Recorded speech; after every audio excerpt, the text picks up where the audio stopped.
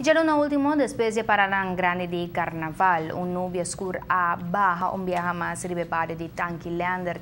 Depois que 31 melding de tiroteio na Café Capri, mas ainda abre com morto como consequência de saque. Investigação a comissa mesora no sítio e durante a semana, alguma detenção a comissa toma lugar.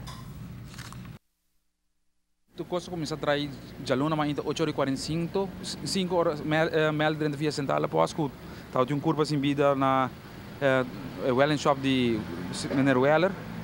E na investigação começa a desviar, nos departamento de TUD começa com essa investigação, depois diferentes recherche a chega até a plaza também. E com a culminar a era, antes eu bisa com a primeira detenção e a era 2 detenções mais, em total 3 detenções tem para o caso tem.